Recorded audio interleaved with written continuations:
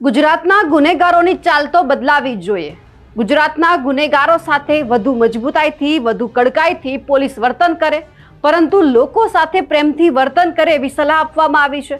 અને આ સાથે જ સ્પષ્ટપણે એવું કહી દેવામાં આવ્યું છે કે ગુજરાતના ગુનેગારો છે જો એમની ચાલ બદલાય તેમાં પોલીસનો કોઈ જ વાંક નથી। આ નિવેદન આપવામાં આવ્યું છે નાયબ મુખ્યમંત્રી હર્ષ સંઘવીએ। નમસ્કાર, આપ જોઈ રહ્યા છો નિર્ભય ન્યૂઝ અને હું છું આપની સાથે રિદ્ધિ।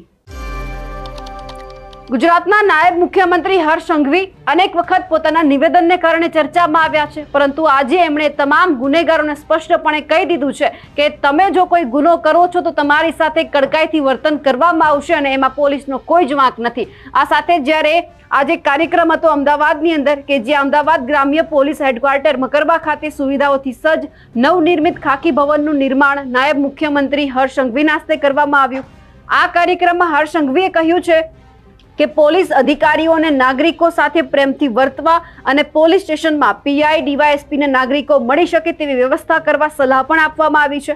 પોલીસ અધિકારીઓને નાગરિકોને મળવા માટે સલાહ આપતા હર્ષ સંઘવીએ એવું પણ કહ્યું છે કે જો સોમવાર અને મંગળવારે નાયબ મુખ્યમંત્રી લોકોને મળી શકતા હોય તો પીઆઈ અને ડીવાયએસપીને કેમ નહીં તેનો પણ સમય નક્કી કરવામાં આવે। પીઆઈ અને ડીવાયએસપી પબ્લિકને સીધા મળી શકે તેવું પણ કરવું જોઈએ। પીઆઈ અને ડીવાયએસપીને પોલીસ સ્ટેશનમાં નાગરિકો આવીને મળી શકે તેવી વ્યવસ્થા પણ કરવી જોઈએ। મુખ્યમંત્રીને કોઈ વ્યક્તિ સીધા મળી શકે તો તમારે પણ એક દિવસ એવી વ્યવસ્થા કરવી જોઈએ જેથી આ વ્યવસ્થા ઊભી કરવામાં આવે।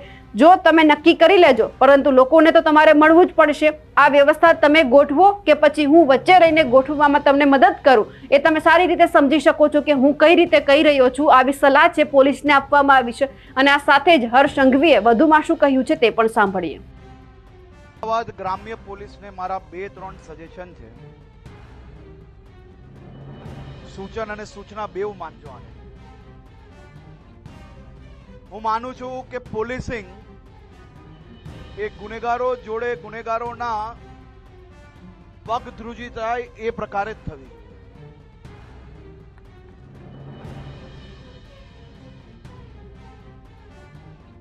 ગુનેગારોની ચાલ બદલાય એમાં પોલીસનો કોઈ ગુનો છે જ નહીં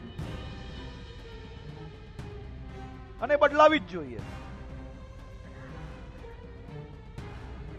એ પોલીસ સ્ટેશનમાં જે કોઈ પોલીસ ત્યાં ડ્યુટી પર છે પોતપોતાની સમજને ઉપયોગ કરીને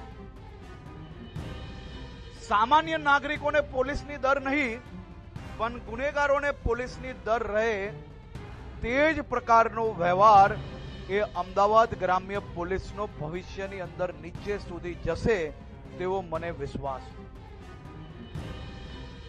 હું એવું માનું છું કે કિલોમીટરો દૂરથી કોઈ ગ્રામથી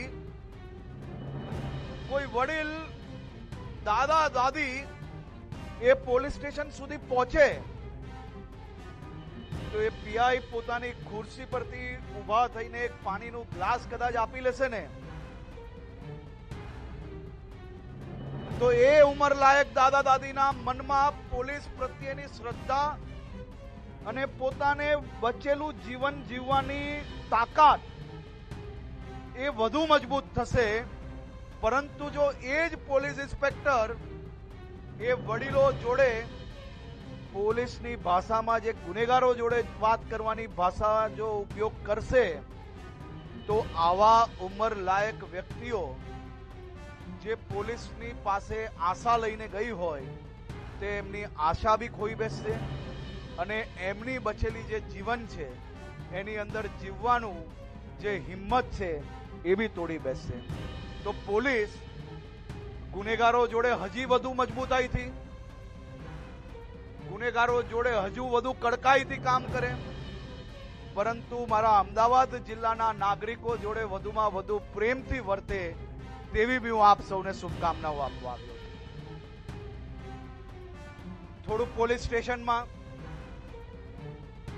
પીઆઈઓનો ટાઈમ નક્કી થઈ જાય કે એ ટાઈમ પર જ ગમે તેવું નાનું મોટું કામ હોય, કોઈ ઇમરજન્સી હોય તો વાત અલગ છે, પરંતુ પીઆઈ અને ડીવાયએસપી એ તો અમુક દિવસ નક્કી કરવા જોઈએ કે આ દિવસે આટલા સમયે પોલીસ સ્ટેશન અને ઓફિસની અંદર અમદાવાદ ગ્રામ્યના કોઈ બી નાગરિકો આવીને સીધા મળી શકે. જો ઉપમુખ્યમંત્રીની ઓફિસમાં સોમ ને મંગળવારે ગુજરાતના કોઈ બી ખૂણાથી કોઈ બી વ્યક્તિ આવીને મળી શકતા હોય તો પીઆઈ અને ડીવાયએસપી ને કેમ નહીં? આ વ્યવસ્થાઓ બી મને પાક્કો વિશ્વાસ છે કે અમારા રેન્જ આઈજી અને એસપી, હું એમને અભિનંદન આપું છું. તમને કદાચ અંદાજો નહીં હશે એટલે તમે નહીં માની શકો, પરંતુ મેં એમને કામ કરતા જોયા છે. ખૂબ જ સિન્સિયરલી લોકોના વિષયોને વધુમાં વધુ ન્યાય કઈ રીતે આપી શકાય તે દિશામાં વિચારવા વાળા લોકો છે. હું એમની પાસે અપેક્ષા રાખું છું કે અમદાવાદ ગ્રામ્ય જિલ્લામાં એક રોલ મોડલ તરીકે પબ્લિક વધુમાં વધુ સિનિયર ઓફિસર્સને ડાયરેક્ટ મળી શકે એવી વ્યવસ્થાઓ બી આપ દ્વારા ઊભી કરવામાં આવે.